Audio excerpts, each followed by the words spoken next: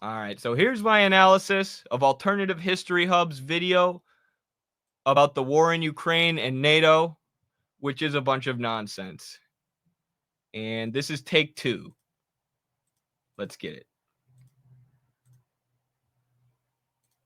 Many might be wondering, how did it come to this? How, even after the USSR fell, did Russia go down such a different path than NATO? Was there ever... I'm not wondering that because I actually study real history, not from YouTube history videos that are oftentimes funded or even straight up controlled by the CIA and the NED. Not to say that that's Alternative History Hub. I don't know anything about them.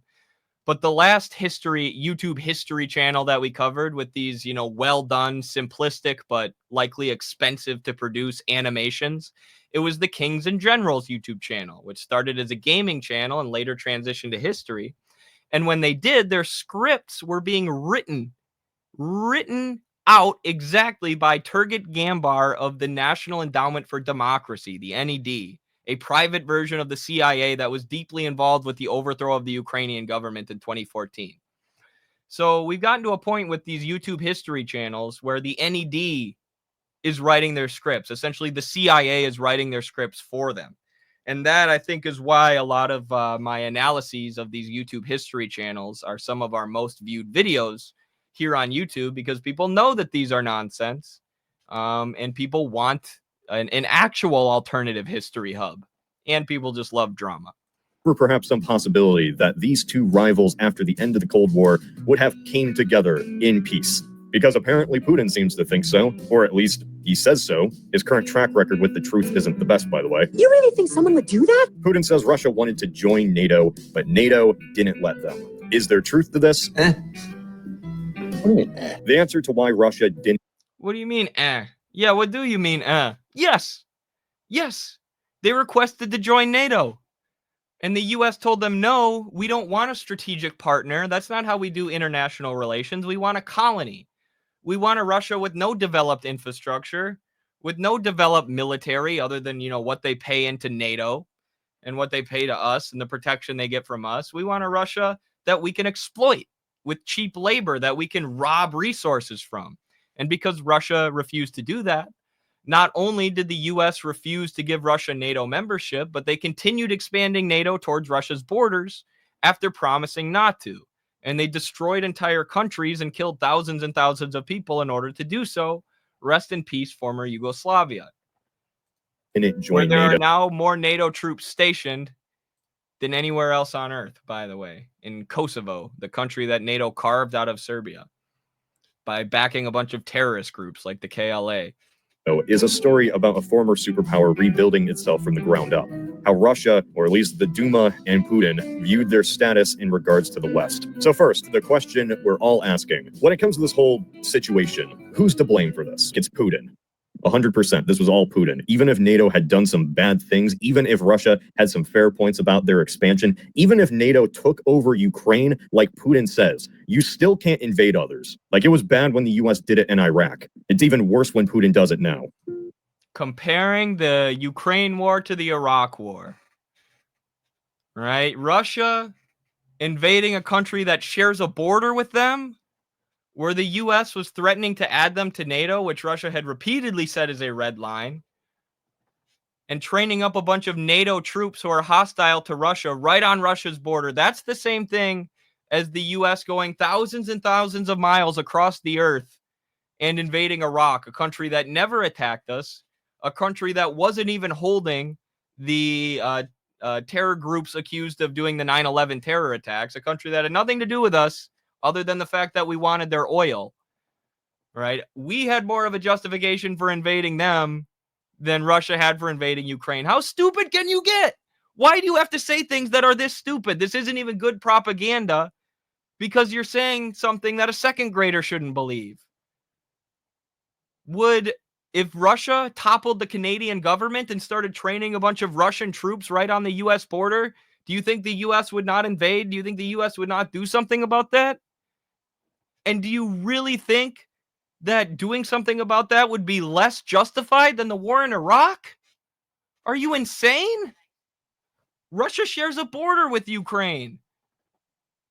Ukraine's history and politics is integrated and deeply affects, not integrated with, but it deeply affects what goes on in Russia, just like Canadian politics does for America. But they're doing something about Ukraine after the government was toppled and hostile troops were being trained right on their border is the same or even worse than the U.S. invading Iraq so we can plunder their oil and bringing groups like ISIS to power. I mean, ISIS is, Azov, the Azov battalion in Ukraine, these neo-Nazis who were some of the leaders of the 2014 U.S.-backed coup in Ukraine, and some of the ones who were shelling and attacking the ethnic Russians in eastern Ukraine and the Donbass region. They're essentially the ISIS of Europe, right? They're this radical right-wing U.S.-backed extremist group carrying out U.S. interests in the region. And after the U.S. war in Iraq, ISIS gained a base of support for the first time. ISIS grew in Iraq because there was now this power vacuum after Saddam was taken out where different extremist groups were fighting each other to fill the hole, to take power after Saddam was toppled. So while the U.S. led to ISIS taking over Iraq and have done similar things in Syria and have allowed the Taliban to take power in Afghanistan, the Taliban isn't the same as ISIS or Azov, but still, Russia is fighting Azov. They're fighting the ISIS of Europe. That's the main group who they were engaged in battle against. I think, imagine most of the Azov people are dead already because they were at the front lines of the fight. But to say that the U.S. invasion of Iraq was the same thing or equally justified or, insanely, this is what they say, the war in Iraq was more justified or the war in Ukraine is worse than the war in Iraq is just fucking insane, dude. Insane. And history doesn't work like this. It was Putin. It was all Putin. It was Putin. NATO takes no responsibility. It's all Putin. Putin. Not only is that biased and incorrect and doesn't take historical factors into account to just blame everything on Putin, but that's just not how the world works. World leaders don't just wake up and get a stick up their ass and invade other countries for no reason. It's not what happens. There's no war without provoking factors. There's no war without any interests, whether they be economic or political or security interests or whatever. World leaders don't just send their armies to war because they feel like it someday. Even monarchs had better reasons than that for invading other countries most of the time. It's just, how stupid do you think people are? It's not even good propaganda. It's not even good propaganda because it's so bullshit. It's so far from the truth that a second grader could tell. 1991, the fall of the USSR. Russia is weak and wants assurance from the US and NATO that they wouldn't spread east of Germany. Eastern Europe could be like a neutral ground, and the United States informally agreed. Or, well, George H.W. Bush agreed. Verbally. Bar. We can't show any weakness in front of the Russians. This was never an actual... And the Russians said the biggest mistake that they ever made was not making the Americans write this down on paper. Was not making the Americans promise that we're going to stop expanding NATO to your borders. But either way, the U.S. agreed to stop doing that. And not only did they lie and keep expanding NATO, but like I said, they destroyed entire countries in order to do so. Yugoslavia, similar to what they've done to Ukraine. Read an agreement. It was just an understanding. Oh, also, I was lying. This agreement wasn't made with Russia after the fall of the USSR, but before, with Gorbachev. The importance of this agreement really depends on who you ask. For avid Russian support... Who gives a shit? Who cares? It's the same thing. The U.S. should have been more inclined to stop expanding NATO after the fall of the USSR, right? Because now Russia's liberal. Now Russia's one of us. Russia wants to join NATO themselves. That helps the argument. That fact that they agreed to do that under the Soviet Union helps the argument that NATO expansion towards Russia's borders was hostile and bad and was a legitimate security threat to them. orders. This was a legitimate, sometimes legal agreement that NATO promised and then broke. For NATO, their promise not to move east was an informal verbal agreement that doesn't matter. Throughout the last century, there have been multiple discussions between NATO and the Russians over their relationship with NATO. The first one, at least of note, was in 1990, where the United States agreed not to move east into East Germany after the fall of the Berlin Wall. The USSR, though weakened, was still a prominent power, and NATO verbally agreed that they would never move Kind of. Kind of. in to Germany. And then the Soviets collapsed. Now, when talking about how important these promises were to the Soviets, we will never. And then the Soviets collapsed, and all of a sudden the US is now justified in breaking all of their global agreements and moving troops towards Russia's borders and giving a bunch of guns to a terrorist group called the KLA in Yugoslavia so that they could inflame a bunch of ethnic warfare between the different groups there and bomb the shit out of Serbia and carve Kosovo out of it and put more NATO troops in Kosovo than anywhere around the world today. So it's not just that they broke the agreement and started moving NATO troops in a peaceful way here. They destroyed entire societies and civilizations and balkanized an entire country in order to militarily occupy them and threaten Russia, just like they did in Ukraine. They overthrew the Ukrainian government so that they could militarily occupy it and use Ukraine as a bludgeon with which to attack Russia. Never really know. Even Gorbachev flip-flops on how important these assurances actually were. What's more interesting is the constant mention of the CSCE. Never heard of it? It's because it never really panned out like it. This comment says Putin wanted to join NATO to call the US's bluff that NATO is not anti-Russian anymore after the fall of the Soviet Union. Very possible. And that's why they have to spend so much time explaining it away, because it's a fact that shows that NATO is not a defensive alliance. It's an offensive arm of Western capitalist imperialism that sees Russia and China and Iran as well as its main threats in the East, because they don't let the U.S. corporations and banks pillage them. It was truly planned. Whether or not any of this was true or just bluster, this talk of a united umbrella was seen as a viable possibility in the early 90s, before the USSR even fell. This is what Gorbachev and the Russians heard. Russia, at least if the Soviets fell, would be joining a united Europe. And then Clinton was elected. It's 1992, baby. The Soviets are dead. Bush, despite overseeing the fall of the Soviet Union and bombing Saddam's forces back into Iraq, still promised to not... Which was they were only able to do because the USSR fell, by the way. The USSR was preventing the US from bombing Iraq. But as soon as it fell, the US bombed Iraq to what was described as a near-apocalyptic and post-industrial state. They bombed Iraq so thoroughly in the 90s. This is before George W. Bush invaded Iraq. They bombed Iraq to the point where their industry was essentially collapsed and gone, and they were no longer a modern state. So that's the role that the USSR was playing around the world, preventing the US from doing shit like that. Raise taxes. Read my lip. And then he raised taxes. So he was voted out. NATO was seen as a relic of an age that no longer existed. It was an active discussion in the 90s what the fate of NATO should even be. It should have collapsed. The whole purpose of NATO was supposedly to protect West Europe and the US from the Soviet Union. But the Soviet Union collapsed, and what did NATO keep doing? Expanding towards Russia's borders and destroying everyone in their path. Was a stringently anti-communist alliance that no longer had a communism to fight, and yet NATO stayed. Now, let me take out this big old button. It's almost like NATO is an arm of capitalist imperialism, and it was never actually to defend anybody from communism or defend any human rights or democracy.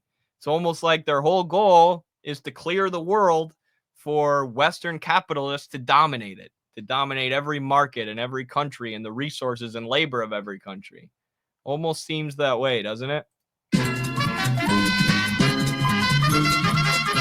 I should iterate that the Russians are not simply victims in this. For Central Europe, nations like Poland, Hungary, Romania, and even other nations like the Baltic states were living under Soviet control for decades. As soon as the Warsaw Pact fell, there was a real homegrown movement to join NATO, or at least get some protection from the West. A simple Google search will absolutely tell you Putin is a dictator. Oh, okay, I got you. I had never Googled it, but thank you. in case anything happened again. Would anything happen again? Who knows? The West didn't know, the Russians didn't know, and this was kind of the basis of Clinton sort of keeping NATO around. We're into 1993. Russia is slowly rebuilding, with a few hiccups along the way. Clinton comes to Boris Yeltsin with a proposal, a partnership for peace. All of Europe now coming together. Nobody would need to expand NATO if we all were just in this partnership together. And then Clinton drops the bombshell on Yeltsin. Oh yeah, homegrown movement to join NATO. I missed that one. Thank you, Golden Parenti. Right, just like there were all these homegrown color revolutions all across East Europe. CIA had nothing to do with it. It definitely wasn't the CIA pushing anti-communist right-wing nationalism, basically fascism, all across East Europe, including Ukraine. They were doing that in Ukraine since the fall of the end of World War II.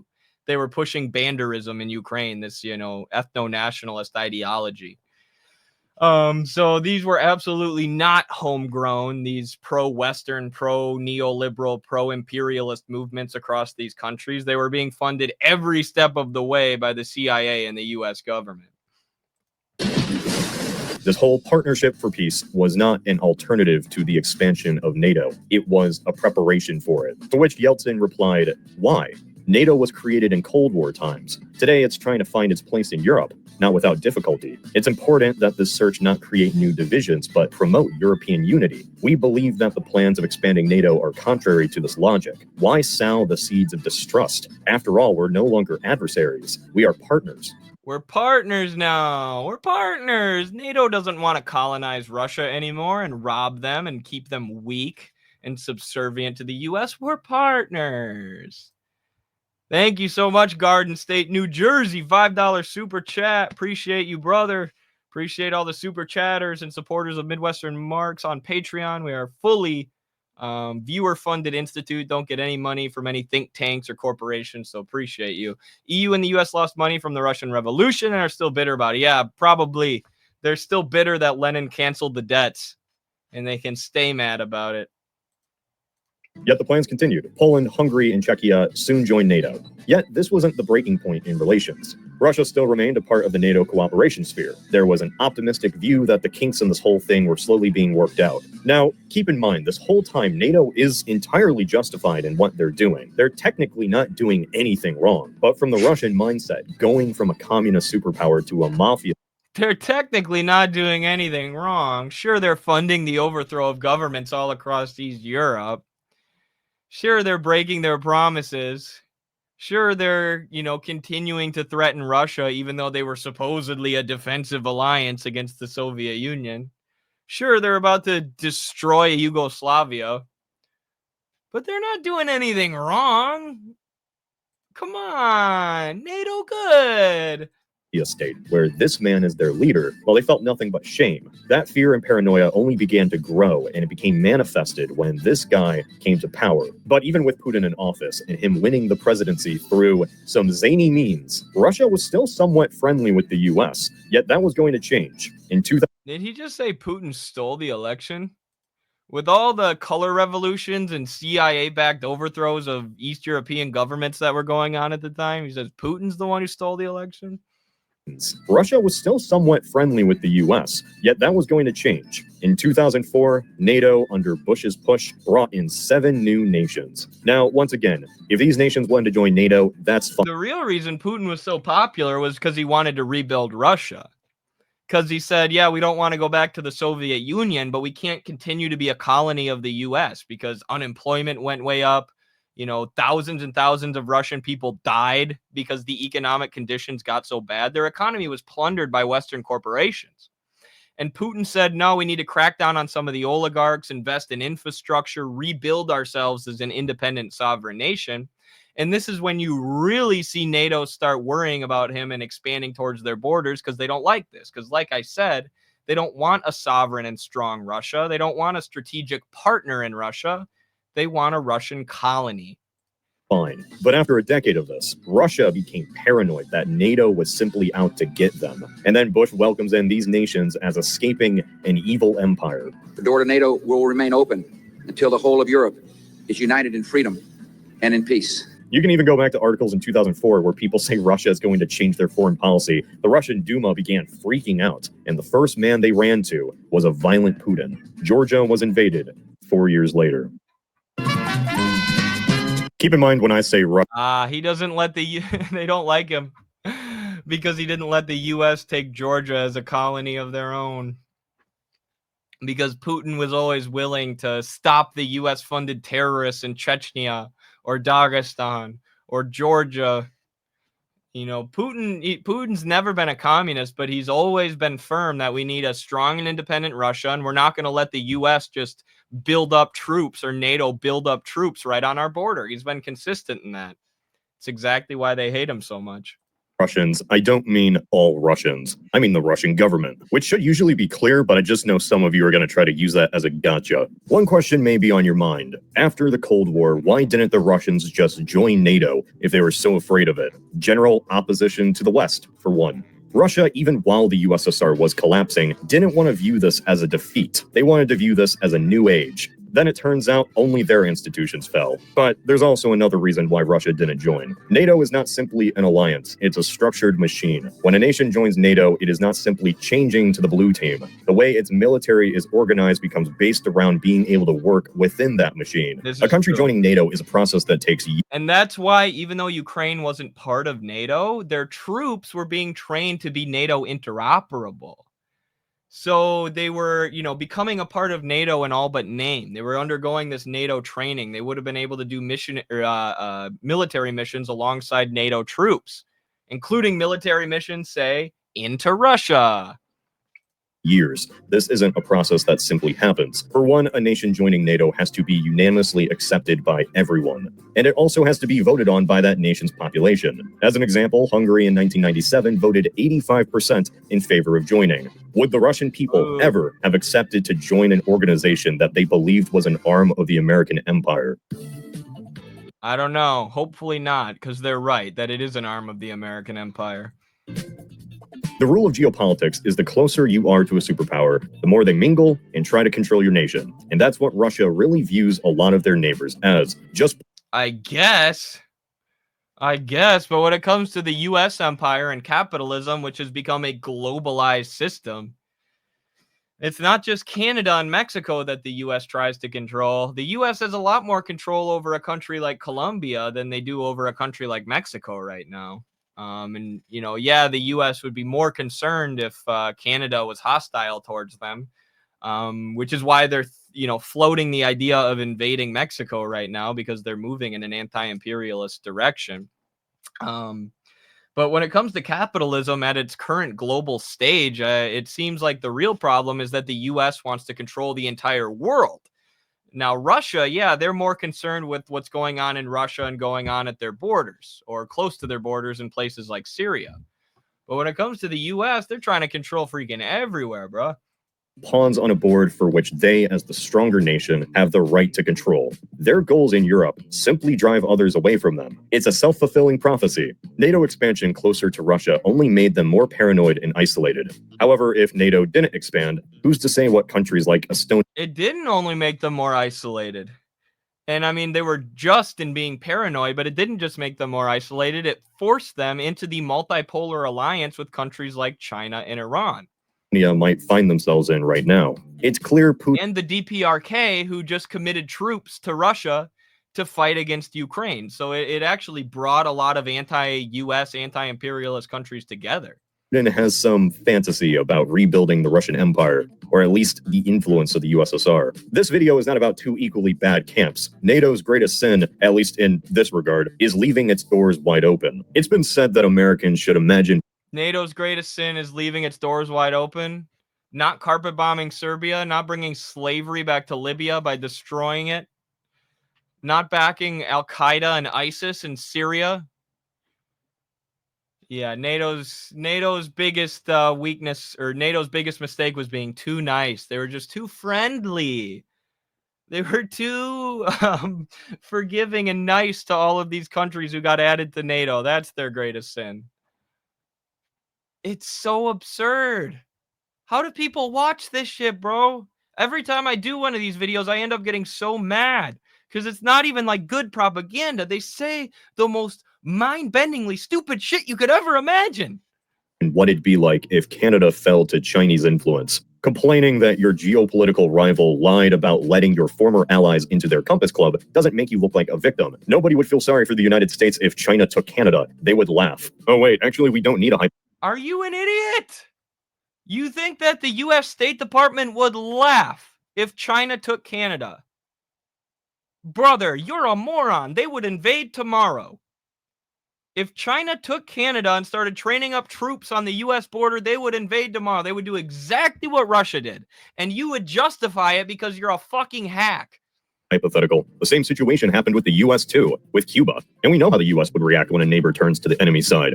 Keep them sanctioned for decades, which, here's a little tip, is a bad thing to do too. Whataboutism is used a lot by pro-Putin supporters. Oh yeah, US bad too. US bad too. He throws a few of those in there every once in a while. Yeah, NATO did a few bad things too. The US does a few bad things too. So I'm not biased. Yes, you are. You're completely distorting history. Bringing up every transgression the US has ever done. And it's true the United States has done a lot of bad things. Iraq, for instance, that was bad. It's funny it's being used as an equivalent because people in the West at the time protested the war without disappearing. The closest the US had to censoring opposition to the Iraq war was when the country industry killed off the Dixie Chicks' career. Oh my, you're such an idiot. You're such an idiot. MSNBC fired any employee who was speaking out against the Iraq war. They were systematically barred from the U.S. media, any dissenting voices against Iraq. They were beating the war drum so hard.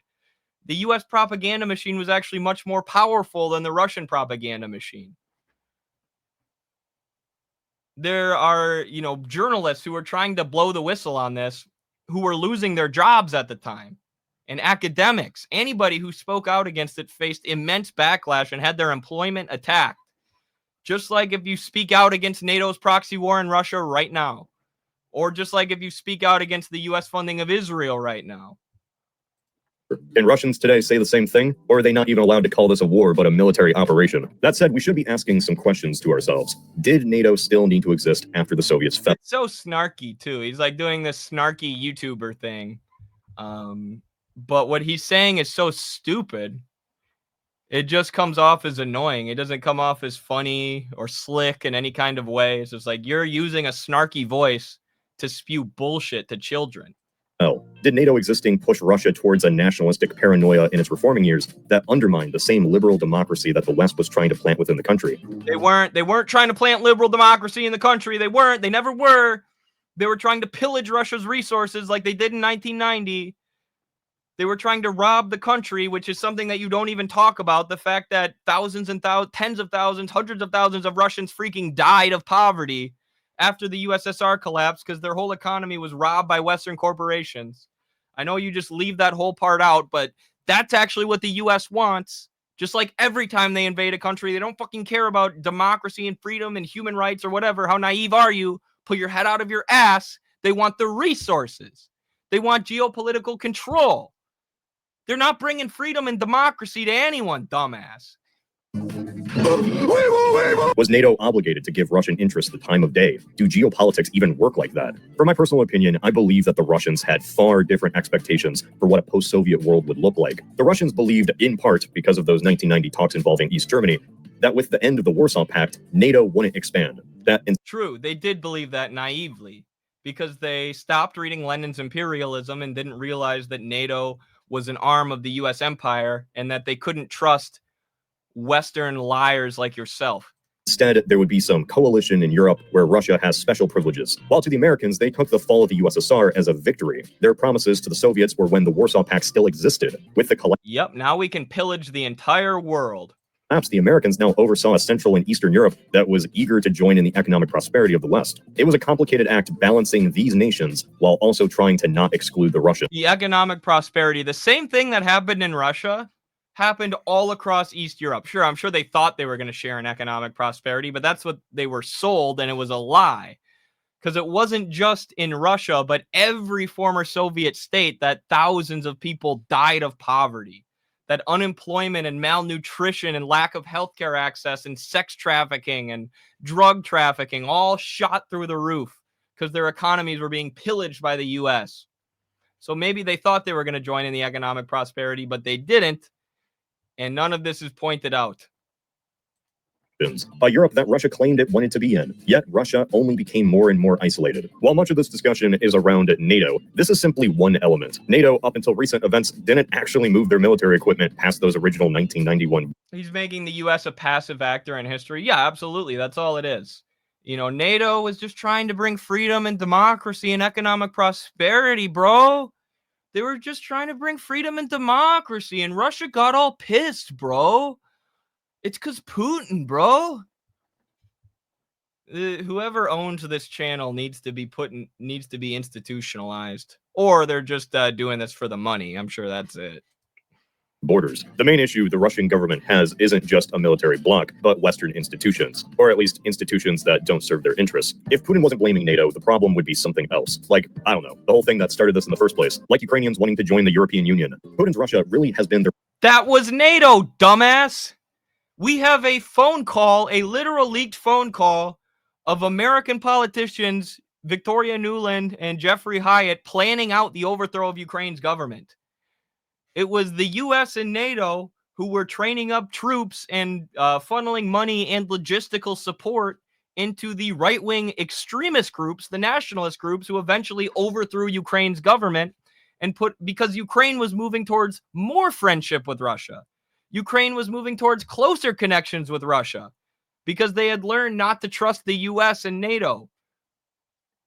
And in response to that, the U.S. toppled their fucking government and started training up a bunch of NATO troops on Russia's border. And this guy says Russia was just mad Ukraine wanted to join the EU. No, the U.S. was mad that Ukraine wanted to have ties with Russia instead of a country that they share a border with, instead of allowing themselves to be a neo-colony of the U.S. way on the other side of the world.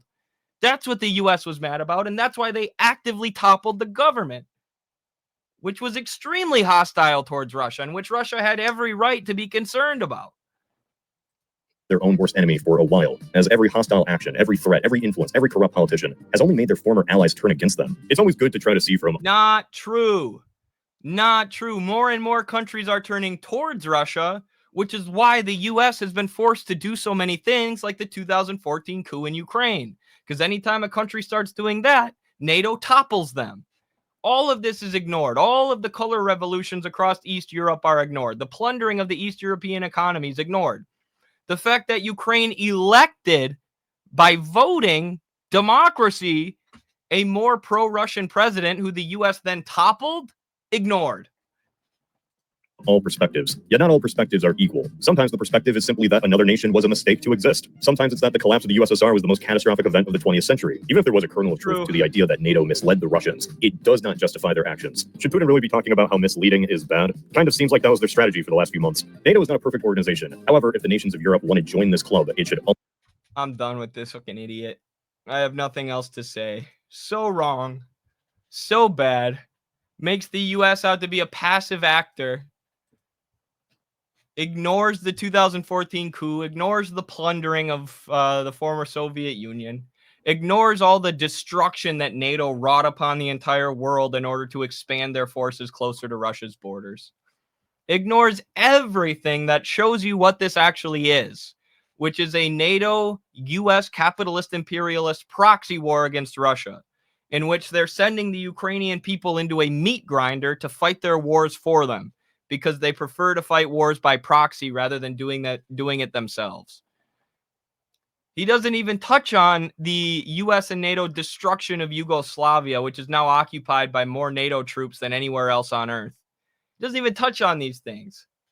And I get that you can make a lot of money doing that, being that guy, running that history channel, but I can't imagine selling my soul that much, being that much of a coward, and just ignoring the role of my country in history, the United States, the country that I'm patriotic towards, the country that's my responsibility as an American citizen, not just ignoring all the destruction they've wrought around the world, but lying about it to trick people about it. I can't imagine. You're not an American. You have no sense of patriotism. You have no sense of your duty as a citizen to hold your own country accountable.